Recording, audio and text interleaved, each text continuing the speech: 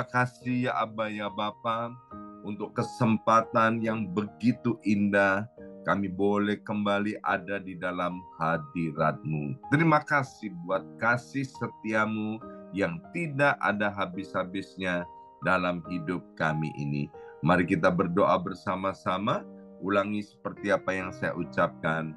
Bapa kami yang ada di dalam surga, dikuduskanlah namamu, datanglah kerajaan-Mu, jadilah kehendak-Mu di bumi ini seperti di dalam surga.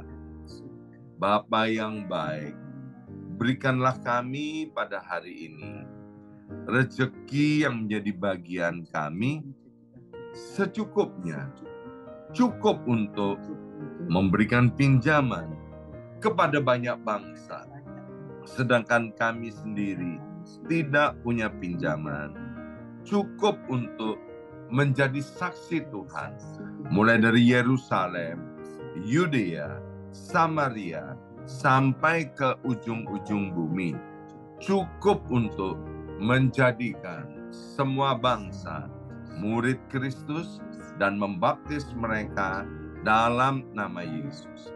Terima kasih Bapa untuk rezeki yang secukupnya, dan ampunilah dosa-dosa kami, ampunilah kesalahan kami, seperti kami pun mengampuni orang-orang yang bersalah kepada kami.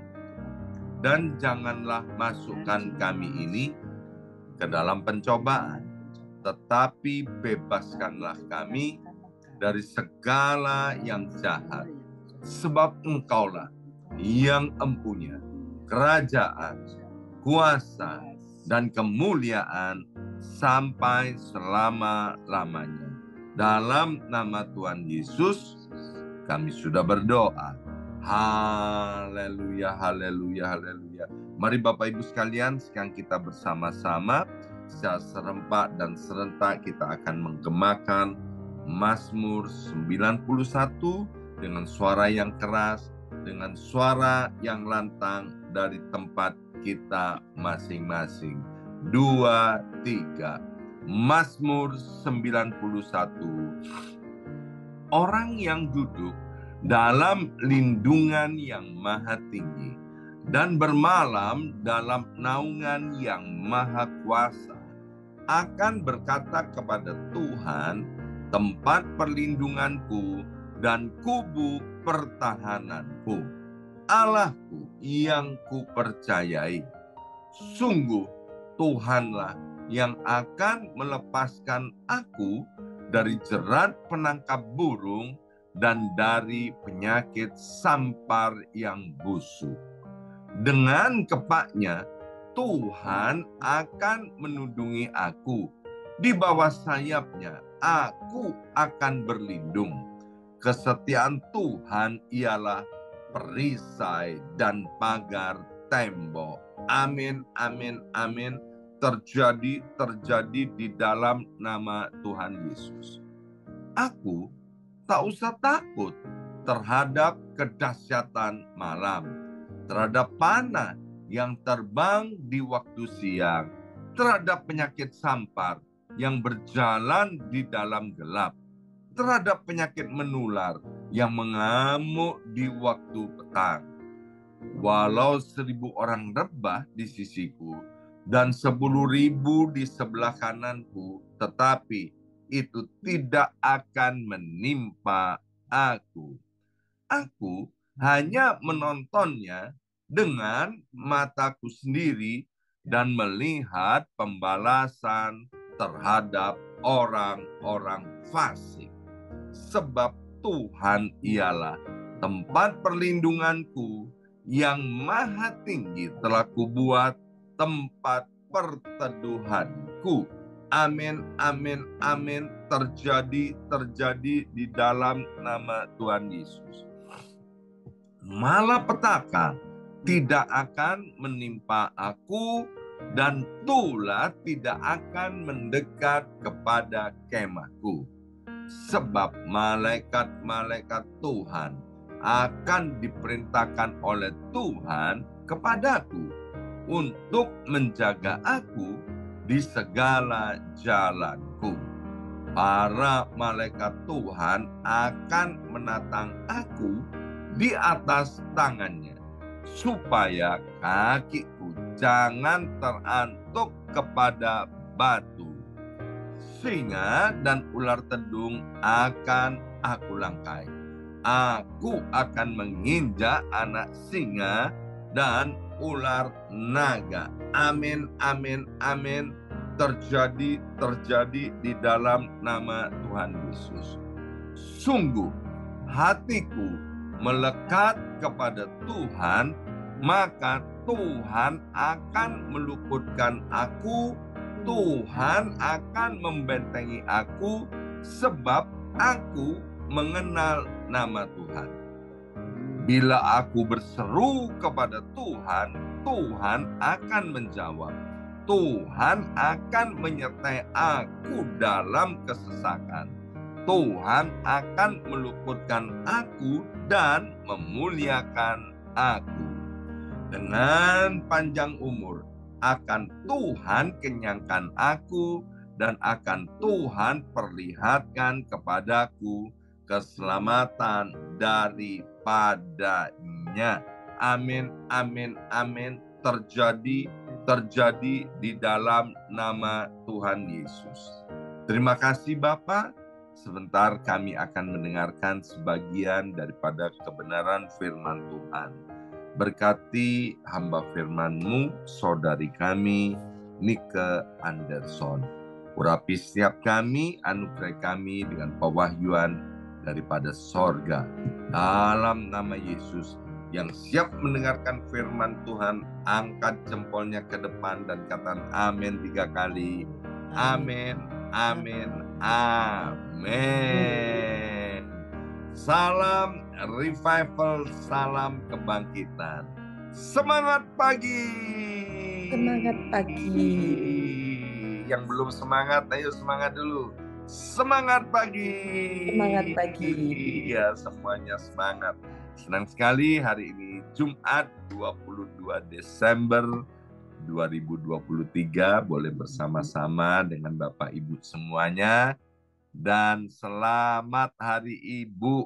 Selamat Hari Ibu untuk semua ibu-ibu ya, yang ada di Amerika maupun yang ada di Indonesia ya. Hari ini di Hari Ibu kita akan dilayani oleh seorang ibu yang cinta akan Tuhan, yaitu Nike Anderson. Silakan Nike, waktu dan Terima tempat. kasih untuk waktunya Pastor Yongki. Shalom semua Bapak Ibu, saudara-saudari yang terkasih. Salam revival, salam kebangkitan. Saya percaya kita semua yang ada di sini penuh dengan sukacita dan penuh dengan kemenangan. Amin. Saya percaya hari-hari ini semua penuh dengan sukacita karena kita memasuki di momen yang spesial, momen Natal yang luar biasa, di mana kita ini penuh dengan sukacita, penuh dengan kemenangan. Kita mau merayakan bahwa Natal itu benar-benar berarti buat kita semua, di mana kita selalu diingatkan bahwa Tuhan Yesus itu sungguh berarti dalam hidup kita. Tanpa Yesus kita tidak ada apa-apanya. Amin. Hari-hari ini bahkan anak-anak, teenager semuanya mempunyai idola. Mempunyai superhero. Sesuatu yang dikagumi. Banyak film-film yang menjadi panutan buat anak-anak. Mulai dari perfilman, mulai permusikan, mulai perdramaan, banyak yang dikagumi. Dan bahkan karena terlalu mengaguminya, sampai mencontoh sedemikian rupa, mulai dari gaya hidupnya, sampai mulai mencontoh dari cara berpakaian, mulai cara berdandan, cara potong rambut, banyak yang mencontoh. Bahkan film-film superhero itu pasti banyak penontonnya. Saya kalau menemani anak-anak saya lihat movie, kalau sudah Marvel, film-film superhero dari kecil tuh suka. nonton, pasti nonton. Jadi saya tuh sampai mengikuti film seri-serinya Marvel, mulai dari Spider-Man, Spider-Man 1, Spider-Man 2, Spider-Man 3, terus nanti ada lagi film-film seri berikutnya, mulai dari Captain America, film Thor, sampai semua film-film Marvel tuh saya mengikutinya. Karena itu seru gitu ya kalau dilihat, seolah karena itu enggak ada yang jahat, semuanya itu rata-rata mereka menjadi superhero, mereka menjadi pembela, pemberani yang dengan keajaiban yang fantastik dan luar biasa. Bagaimana dengan hari-hari ini kita sebagai orang tua? Apakah kita ini sudah menjadi pahlawan dalam hidup keluarga kita, dalam hidup anak-anak kita? Untuk sebagian menjadi daddy, biar dia menjadi pahlawan di dalam rumah tangganya. Sebagai kita sebagai ibu, terutama sekarang merayakan Hari Ibu, kita menjadi pahlawan dalam rumah tangga kita. Dan anak-anak menjadi pahlawan, contoh yang baik buat teman-teman sekolahnya dan sebagainya. Seorang pahlawan itu benar-benar mau berjuang, benar-benar mau membela, benar-benar berani, tidak pantang menyerah. Itulah karakter dari seorang pahlawan. Tidak tanggung-tanggung, dia tidak berpikir, oh nanti kalau aku tolong kamu, nanti aku akan mendapatkan balasannya. Itu bukan tipe pahlawan. Tetapi seorang pahlawan tidak pernah memikirkan balasan. Tetapi seorang pahlawan itu melakukannya semua dengan ketulusan. Tujuannya menolong dengan tulus. Kabar baiknya, kita ini punya Tuhan Yesus, pahlawan di atas segala pahlawan. Tidak ada pahlawan seperti nama Tuhan Yesus Kristus, Raja di atas segala raja, Tuhan di atas segala Tuhan. Yang kita puji, yang kita sembah, yang kita tinggikan. Benar-benar kita sungguh-sungguh bangga punya Tuhan Yesus yang luar biasa. Angkat jempolnya untuk Tuhan Yesus ya. Jadi Tuhan Yesus itu bukan sekedar pahlawan, tetapi lebih daripada pahlawan. Karena dia sudah membuktikan, dia sudah kadang orang bilang, aku nih pahlawan, tetapi buktinya mana? Tetapi Tuhan Yesus itu sudah membuktikan melalui pengorbanannya, melalui kelahirannya, kedatangannya di dunia, membawa pengharapan dan perubahan bagi umat manusia. Karena hanya nama Yesus yang memberikan keselamatan. Hanya nama Yesus yang memberikan kemenangan. Yesus satu-satunya Sang Juru Selamat. Dia yang memberikan pengharapan. Bahkan ia datang kepada kepunyaannya, Alkitab mengatakan. Tetapi orang kepunyaannya itu tidak menerimanya. Bahkan kita katakan sekali lagi, kelahirannya itu juga merupakan suatu penggenapan janjinya. Dan ditepatinya dengan caranya yang ajaib.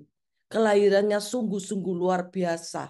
Melewati seorang perawan, yaitu Ibu Bunda Maria. Kelahirannya luar biasa. Kehidupannya selama menjadi manusia penuh dengan mujizat. Dan banyak pertobatan yang terjadi pada waktu Tuhan Yesus menjadi manusia.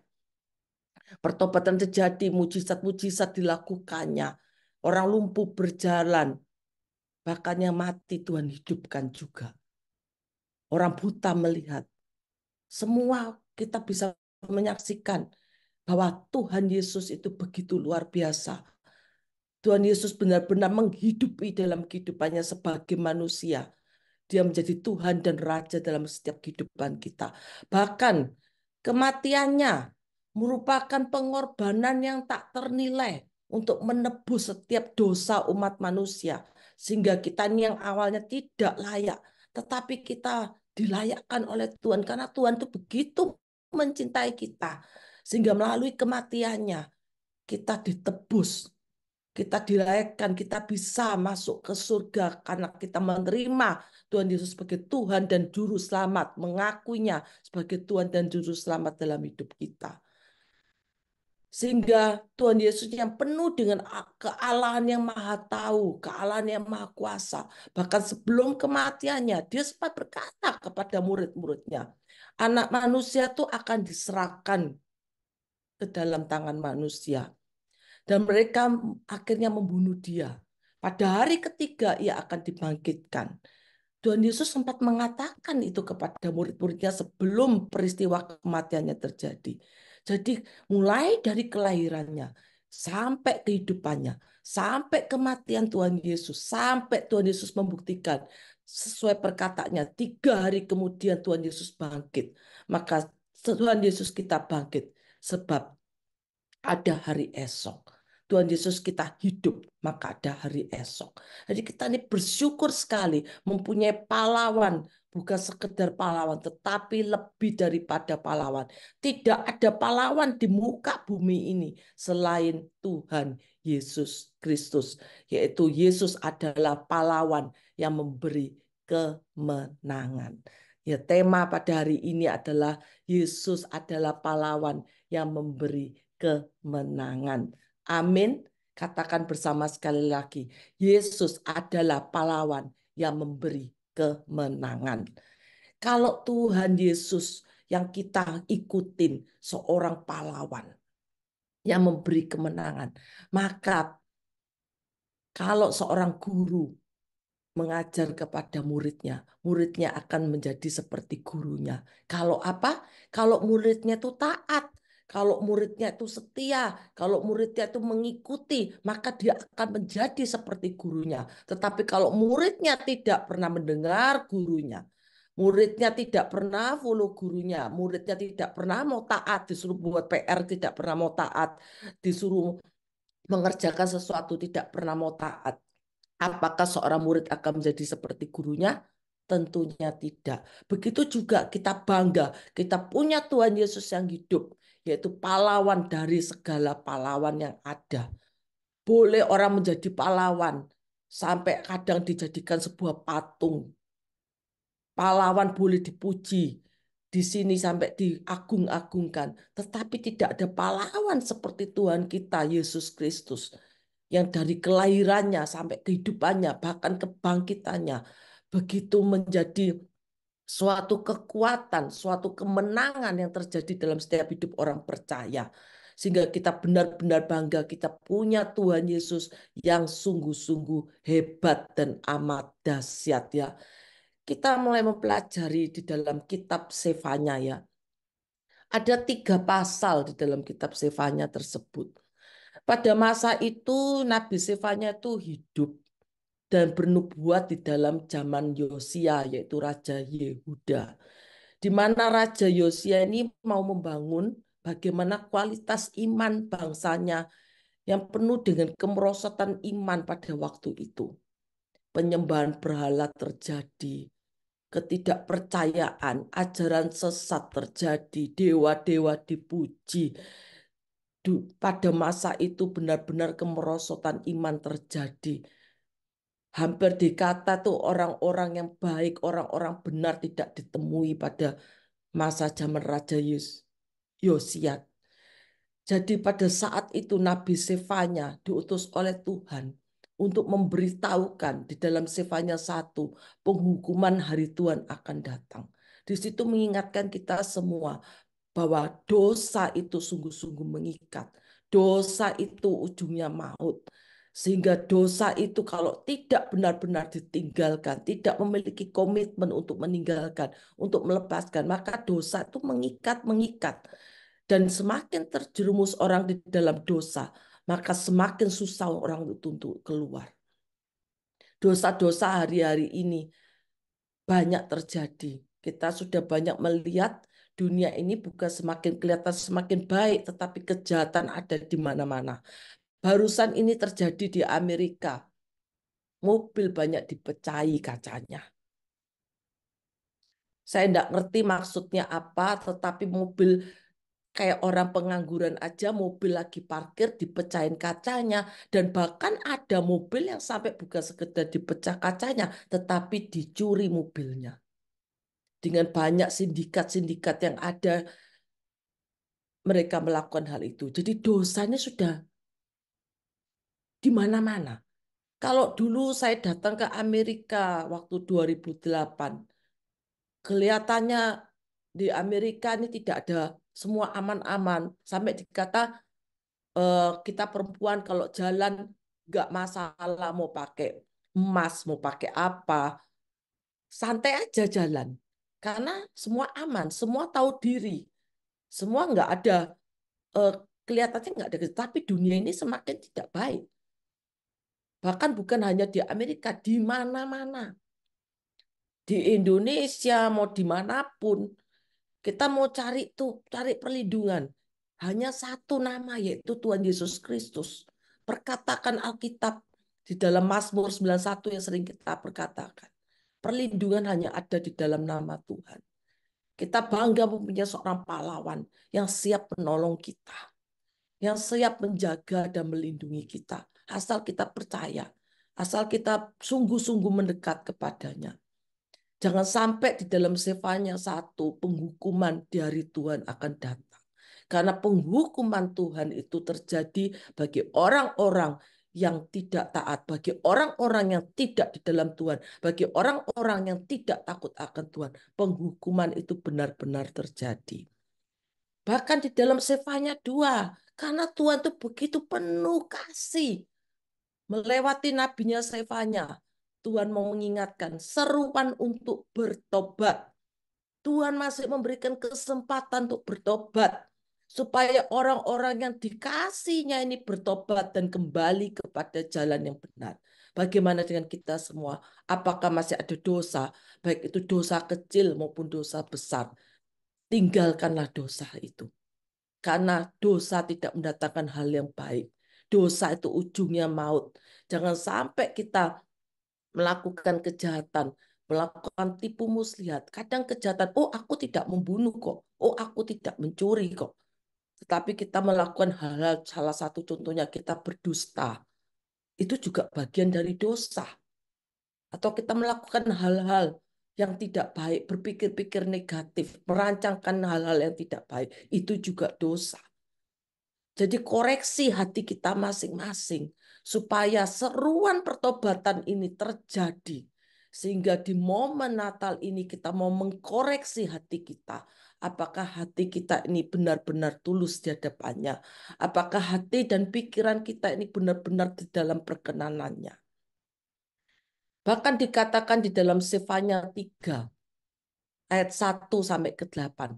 Hukuman itu sudah Tuhan katakan di dalam Sefanya 3 ayat 1 sampai 8. Untuk bangsa-bangsa yang tidak mengenal Allah. Seperti bangsa Filistin, bangsa Moab, bangsa Amon. Benar-benar Tuhan mau menghabiskan bangsa-bangsa yang tidak mengenal Tuhan. Kita sering melihat bahwa Tuhan itu adalah Allah yang maha kuasa. Tetapi Tuhan adalah maha yang adil. Tuhan kita itu adalah hakim di atas segala hakim.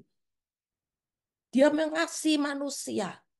Tetapi pengorbanannya bukan untuk disia-siakan. Kalau kita sudah menerima Yesus Tuhan sebagai Tuhan dan Juru Selamat dalam hidup kita, jangan pernah menyia-nyiakannya. Kalau kita sudah mencintainya, kita sudah biar iman kita kepada Tuhan Yesus setia sampai akhir hidup kita. Sehingga kita akan mendapatkan mahkota kehidupan. Kita akan mendapatkan yang terbaik nantinya. Dan kita akan menjadi suatu hidup kita akan menjadi suatu kesaksian untuk generasi kita, generasi yang akan datang, bahwa hidup kita benar di hadapan Tuhan. Sehingga kalau hidup kita benar di hadapan Tuhan, maka saya percaya kita akan memiliki generasi-generasi yang takut akan Tuhan. Maka generasi-generasi kita juga akan diberkati, generasi kita juga akan Tuhan tolong, generasi kita akan Tuhan pulihkan. Karena kalau kita bilang ikut Tuhan ada masalah, iya masih ada. Karena kita ini masih hidup di dunia, jelas ada masalah. Tetapi Tuhan berjanji, kita memiliki seorang pahlawan. Yesus adalah pahlawan yang memberikan kemenangan. Maka masalah kita itu akan diubahkan oleh Tuhan menjadi kemenangan dalam hidup kita. Sehingga kita ini akan bersaksi bahwa kita itu menang atas masalah kita. Kita berhasil, bahkan di balik masalah kita, kalau kita percaya, ada janji Tuhan. Ada favor kemurahan Tuhan. Ada pemulihan terjadi. Kalau kita percaya hal itu terjadi, maka itu akan terjadi. Amin. Mari bersama saya dibaca di dalam Sefanya 3 saat Tuhan memberikan janji keselamatan. Nanti dibaca ya Sefanya 3 ayat 9 sampai 20. Tetapi saya mau ingatkan di Sefanya 3 ayat 12. Di antaramu akan kubiarkan hidup suatu umat yang rendah hati dan lemah. Dan mereka akan mencari perlindungan dalam nama Tuhan. Meskipun kita lemah, tetapi kita hidup dalam rendah hati. Ada perlindungan di dalam namanya. Amin. Tuhan selalu berfirman di ayat berikutnya, jangan takut. Tuhan selalu mengingatkan, jangan takut. Kita punya Tuhan yang hidup. Apapun pergumulanmu, apapun permasalahan Bapak, Ibu, Saudara-saudara yang terkasih, jangan takut. Katakan, saya punya Tuhan. Saya punya Tuhan yang lebih daripada pahlawan. Dan Yesus adalah pahlawan yang memberikan kemenangan. Kita baca bersama-sama di dalam Sefanya 3 ayat ke-17 ya. Tuhan Allahmu ada di antaramu sebagai pahlawan yang memberi kemenangan. Ia bergirang karena engkau dengan sukacita. Ia membarui engkau dalam kasih-Nya. Ia bersorak-sorak karena engkau dengan sorak-sorai. Ayat 18, seperti pada hari pertemuan raya, aku akan mengangkat malapetaka daripadamu, sehingga oleh karenanya engkau tidak lagi menanggung celah. Tuhan Yesus itu pahlawan yang memberikan kemenangan. Dia suka melihat anaknya itu penuh dengan sukacita, memberikan kemenangan. Tetapi kalau kita tidak percaya bahwa bersama Tuhan kita menang, itu tidak akan terjadi. Kalau kita masuk dalam masalah, kita hanya melihat fokus kita hanya kepada masalah itu. Fokus kita berusaha menyelesaikan masalah itu sendiri. Dengan kekuatan kita, dengan kepandaian kita, fokus kita tertuju kepada masalah kita. Tidak akan cepat selesai. Tetapi begitu kita punya masalah, kita mau melibatkan Tuhan, Tuhan berseru pada Tuhan. Bapak, karena dia seperti Bapak kita, berseru pada Tuhan, Tuhan ini masalahku Tuhan. Aku perlu Engkau Tuhan, biarlah aku boleh melihat bahwa Engkau bekerja dalam hidupku. Aku memiliki pengalaman bersamamu, sehingga aku percaya aku akan menang. Karena dia yang bertindak. Dia seorang penolong. Tuhan kita tuh adil, membela kita. Dia yang menghapus air mata kita dan menampung di dalam kirbatnya. Dia juga Tuhan yang mengadakan mujizat-mujizat yang besar dalam hidup kita. Dia tidak pernah mengecewakan kita. Kalau manusia pernah mengecewakan kita, kabar baiknya Tuhan tidak pernah mengecewakan. Dia tidak pernah meninggalkan kita. Dia selalu memberikan kemenangan yang gilang gemilang di dalam kehidupan kita. Jadi tidak usah takut, percaya Tuhan pahlawan yang memberikan kemenangan. Di dalam kemenangan Tuhan sudah berjanji menyediakan kita yang terbaik untuk kita bersorak-sorai dan bersukacita. Kemenangan apa? Kemenangan atas iblis. Di dalam Alkitab dikatakan, karena itu tunduklah kepada Allah, lawanlah iblis, maka ia akan lari daripadamu. Di dalam Alkitab dikatakan demikian. Kalau kita buka di dalam Yakobus 4 ayat ke-8. Mendekatlah kepada Allah dan ia akan mendekat kepadamu. Tahirkanlah tanganmu, hai kamu orang-orang yang berdosa. Sucikanlah hatimu, hai kamu yang mendua hati. Tuhan tidak suka orang yang mendua hati. Tuhan mau sekali Yesus, tetap Yesus. Jadi jangan sampai kita berubah tidak setia. Amin. Dan yang kedua adalah kemenangan atas maut. Yesus adalah pahlawan yang berikan kemenangan. Kemenangan atas maut. Tuhan sudah mengalahkan maut. Tuhan sudah menang atas maut. Tuhan Yesus kita hidup, maka ada hari esok. Jadi kita ini sudah bersyukur kita punya Tuhan yang begitu luar biasa. Alkitab berkata di dalam 1 Korintus 15 ayat 55. Hai maut, di manakah kemenanganmu? Hai maut, di manakah sengatmu? Sengat maut itu dosa. Jadi kemenangan sudah ada di dalam tangan Tuhan. Kita tidak perlu takut. Tuhan mau kita tuh berdiri teguh, tidak goyah. Tetapi biar kita tuh giat selalu dalam pekerjaan Tuhan. Karena persekutuan dengan Tuhan, jerih payah kita tidak pernah sia-sia. Amin. Saya percaya saya melayani Tuhan, saya tidak akan pernah sia-sia.